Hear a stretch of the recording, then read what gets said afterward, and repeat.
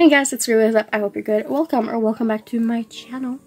Today's video is what I want to read in January, so my January TBR. If you're interested in what I read in December, it is the video right before this one. So, I have been on a rom-com kick, so we're going to talk about some rom-coms first. First is the one I started last night, which was December 31st. It's She Gets the Girl by this lovely couple, Rachel Lippincott and Allison Derrick. They're actually married in real life, so that's amazing. So it's a queer rom-com about Alex and Molly. Alex knows how to get the girl, but she can never keep them. And Molly, well, she is in love with a girl that she's never actually talked to, and she doesn't know how to get the girl. So Alex wants to help Molly, but they end up falling in love together. That's what I know out of this, and yeah. I've read like 10 pages of it, so I can't really tell you how I feel about it yet.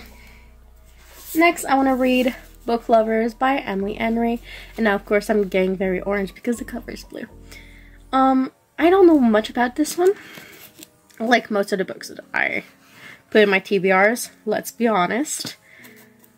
So, it says, one summer, two rivals, a plot twist they didn't see coming. So it's about Nora Steven, who is a literary agent and agrees to go to Sunshine Falls, North Carolina for August when her little sister begs for a sister's trip. So she just thinks she'll finally be the heroine in her own story. So here it says, instead of picnics in meadows or run-ins with handsome country doctors or bulging forearm bartenders, Nora keeps running into Charlie Lastra, who is a bookish, brooding editor. And they have met a lot of times for their job, and they never like meshed well. And all that I know besides that is that they're gonna fall in love. Apparently, it is super sweet. And it's a grumpy sunshine relationship type of thing. So, I hope this will be a hit because Emily Henry's books for me are hit or miss. I did love Beach Read, but I didn't love People Who Meet on Vacation. So I hope I will love this one because it's also with bookish people. Next, I want to read another queer rom-com. Some Girls Do. By, who are you? Jennifer Duggan. All I know is like coming of age, queer, sapphic one. So it says, Morgan, an elite track athlete, is forced to transfer late in her senior year after it turns out being gay is against her private Catholic school's code of conduct. Ruby loves nothing more than tinkering with her baby blue 1970 Ford Torino, but most weekends she's stuck living out the dreams of her mother, a former beauty queen, by competing in local pageants. Morgan and Ruby are drawn to each other, and when they're together, Ruby begins to envision a future for herself she never thought possible. But while Morgan, out and proud and determined to have a fresh start, doesn't want to keep their budding relationship a secret, Ruby has never told anyone about the feeling she's denied herself for too long. With each girl at a different point of their own journey, can they go the distance together? Looks very sweet. Coming of age. LGBT story, which I kind of went through to like having an ex who wasn't out to her family and I was kept a secret. Next up, I want to reread The Unhoneymooners by Christina Lauren because I got this book as a gift from my mom for Christmas. I got her the French version for Christmas, and I want to like talk to her about it when she reads it. So it's about Olive, who has always been the unlucky twin, and compared to her twin sister Emmy, I never know how to say it, Amy, who literally has the best luck for everything, and her wedding is basically like free because of all the things she won for her wedding. But the entire wedding party gets food poisoning from the wedding, except Olive and her nemesis, the groom's brother, Ethan. Is that his name? Yes, Ethan. So they are the one to go on the all expense paid honeymoon that her sister won.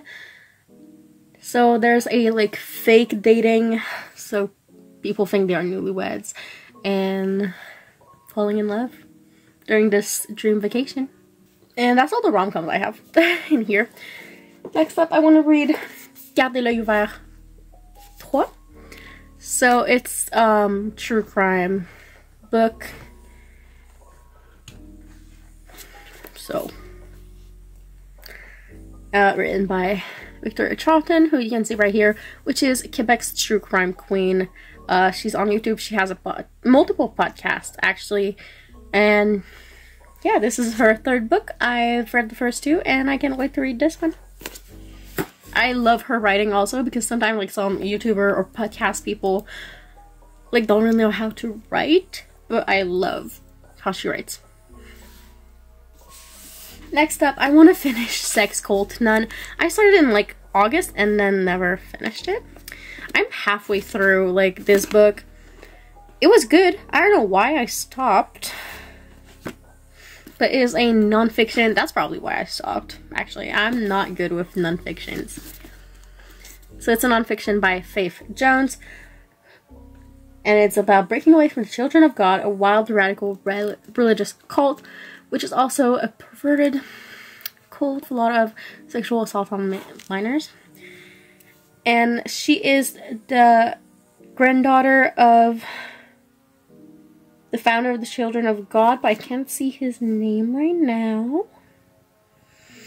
Anyways, it's her memoir about what happened then and then afterwards, and being the leader's family and everything. So yeah, I'm halfway through. Yeah. Like, right after her mom decides they leave the cult, that's where I'm at right now. I really want to finish it. I don't know why I haven't. Then I want to finish Postcards from Summer, which I started in December, but then like I'm a mood reader and I really needed to read some rom-coms. So I didn't finish it. I'm 125 pages in. I love the writing style, so I can't wait to start, like, pick it up again. It is about Alexi, who is 17. She lost her mom when she was just a kid. I think she was around 4. And her grandma dies. And in her inheritance from her grandma, she gets this little chest of things that were her mom's. And her dad just threw like most of the thing about her mom away in his grief process. So that's all she has.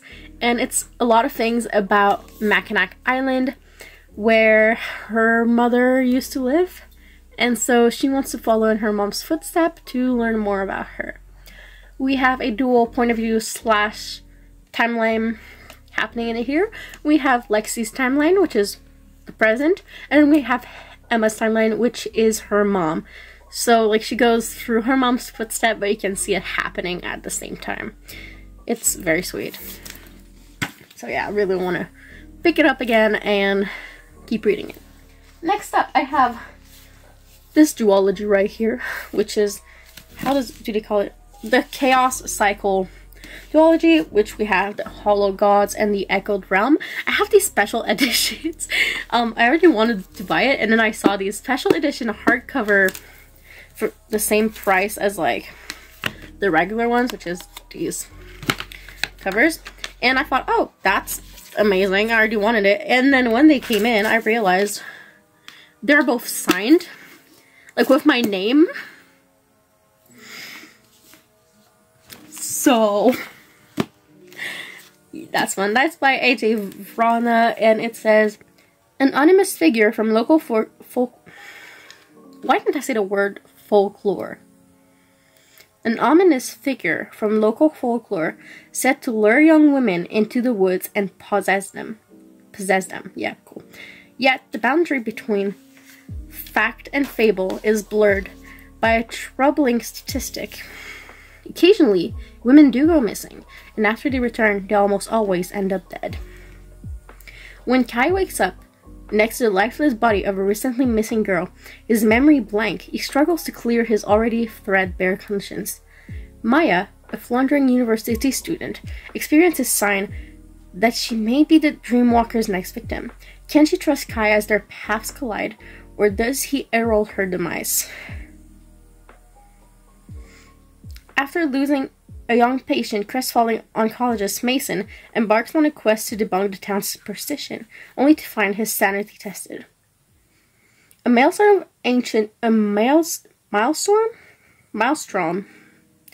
of ancient grudges, forgotten traumas, and deadly secrets loom in the foggy forest of Black Hollow.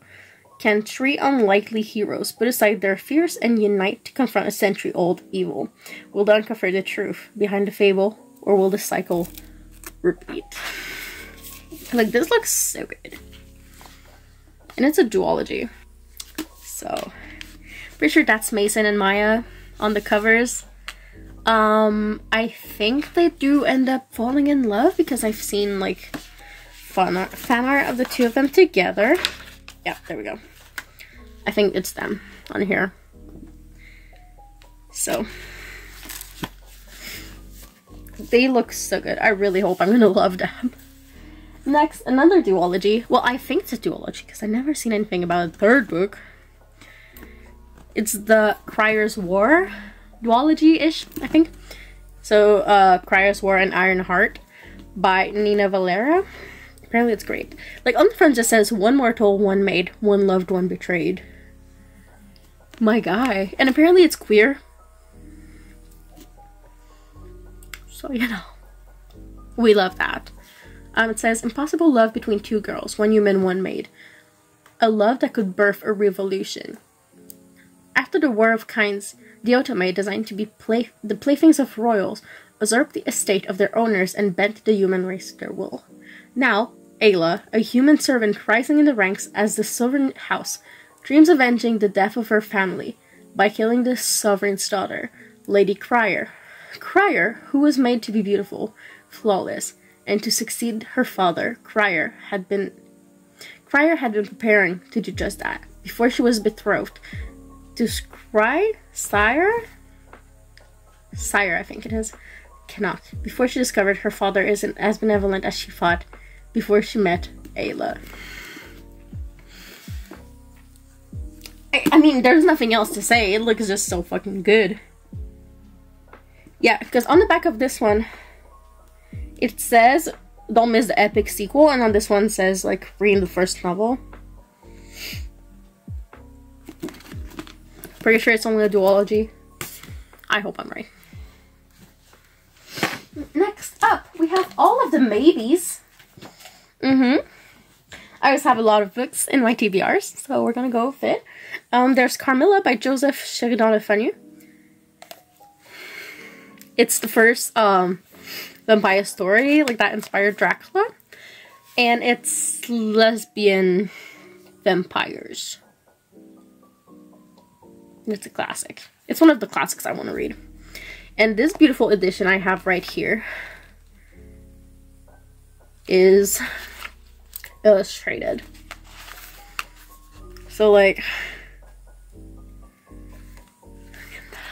that's so pretty. So, Carmilla, it says, isolated in a remote mansion in a central European forest, Laura longs for companionship until a carriage accident brings another young woman into her life, the secretive and sometimes erratic Carmilla. As Carmilla's actions become more puzzling and volatile, Laura develops bizarre symptoms, and as her health goes into decline, Laura and her father discovered something monstrous. And it's like just over 100 pages. It's 139 pages, so it's gonna be a quick read, and I'm pretty sure it's gonna be so interesting.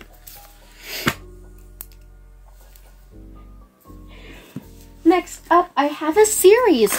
Is that the first series? No, I have had duologies in this TBR, but no, like, full-on more than 3 series. I have this series, which is Three Dark Crowns series. I have the 4 main books. I don't have like the novellas that go with it. Maybe I will one day, but I'm good with this. So we have 3 Dark Crowns, 1 Dark Throne, 2 Dark Reigns, and 5 Dark Fates. I have the one of the bonus epilogue also. Again, I don't know a lot about this, especially longer fantasy series. I like going in with not too many details. So like I know the back and I don't look at anything else. So here it says, in every generation on the island of Fenburn, a set of triplets is born. 3 queens, all equal heirs to the crown, and each possessor of a coveted magic. Mirabella is an elemental. Catherine is a poisoner. Arsino, a naturalist. But becoming the queen crown isn't solely a matter of royal birth. Each sister has to fight for it. And it's not just a game of win or lose. It's life or death. The night the sisters turn 16, the battle will begin.